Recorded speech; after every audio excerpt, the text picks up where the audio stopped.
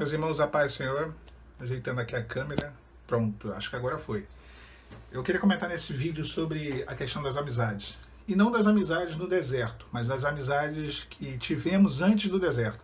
Porque no deserto ninguém tem amizade. Essa é uma realidade. Se tem uma coisa que a gente não tem no deserto é amigos, são os amigos.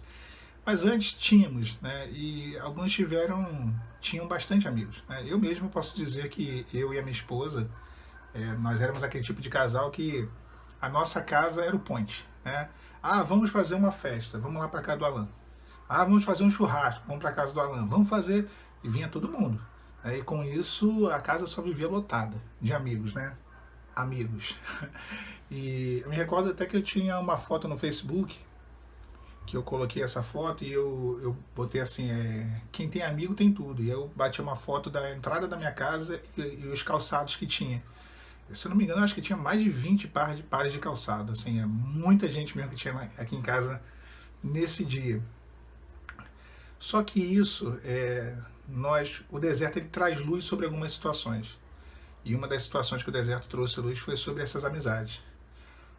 Muitas pessoas entram na nossa casa e, além de falar mal de alguém que possui uma autoridade espiritual, como um pastor, como alguém da igreja, a sua casa às vezes vira o point da difamação. As pessoas vão para sua casa, né? E aí, isso acontecia aqui em casa, tá? Vinham fazer a confraternização e às vezes falavam mal de um, falavam mal de outro, até às vezes em tom de brincadeira, mas aquilo estava sendo, né, disseminado dentro da minha casa. E eu estava abrindo as portas para esse tipo de dificuldade. E não só isso. O Senhor naquela época ele me falava muito sobre a questão de inveja. Eu lembro de uma palavra que ele me deu sobre quando Isaac ele cavava os poços e ele contendia, né, com os filisteus, ele contendia com alguns homens lá do vale de Gerar, onde ele habitava, e eles entulhavam os poços de Isaac. E, na verdade, eles contendiam com Isaac. Era Isaac que contendia com eles. Eles que brigavam com Isaac, com os pastores de Isaac. E eu me recordo que o nome dos poços era contenda, o outro era inveja, algumas coisas assim, sabe? No sentido de dificuldade mesmo. E eu não entendia que aquilo era inveja para mim, assim. Eu pensava assim, esse negócio de inveja é coisa para quem tem dinheiro, né? Eu, quanto pobre, vai ter inveja de mim? Eu não tenho nada, né? Eu e minha esposa, minha família aqui, meu filhinho, a gente tem tudo simples, a nossa casa é tão simples. E aí no deserto, eu fui entender esse texto, né? E fui entender que as pessoas às vezes não vão ter inveja de você pelo que você tem, mas pelo que você é. Ou às vezes sim pelo que você tem, mas não necessariamente bens materiais, mas por exemplo a sua família. E esse era um problema que eu tinha. Quer dizer, uma coisa a ser invejada, que eu não enxergava. Eu não conseguia enxergar dessa forma. E quando o deserto veio, por isso que eu falo que o deserto ele traz luz a muitas coisas que estão na sombra e a muitas pessoas.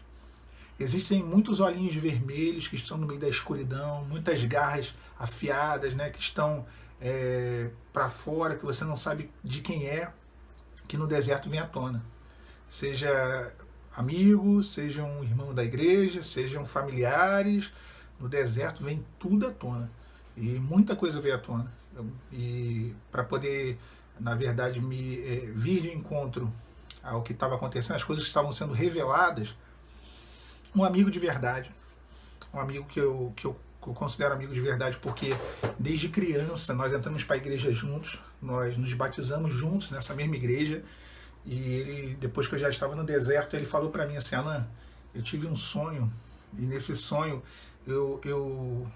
minha esposa teve um sonho, a esposa dele teve um sonho, que é também uma amiga nossa, e ela sonhava que dentro da casa deles, eu entrava dentro da casa deles com a minha esposa e com meu filho. Eles também são um casal com uma criança pequena. E quando eu entrava, eu levava um monte de animal silvestre para dentro da casa deles. E a esposa dele ficava desesperada. Ela falava para ele, olha, o Alan trouxe um monte de bicho. Esses bichos aí vão atacar os nossos filhos, né? E ele falava assim, não, fica tranquila. Fica tranquila porque o Alan, ele domesticou esses animais. Eles são silvestres, mas eles estão todos domesticados. E de repente, no meio do sonho, para resumir aqui, um dos animais se destacava e ele avançava para cima das crianças e ele atacava as crianças e era uma coisa terrível que acontecia.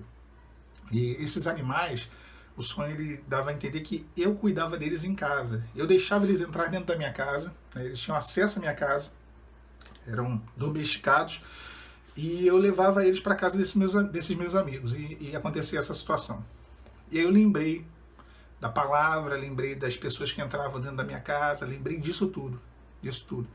E hoje eu cheguei à conclusão de que não é que a gente vai se isolar socialmente, não, a gente é um ser social, o ser humano é social, é até saudável para um casal ter amigos, mas escolha bem os seus amigos.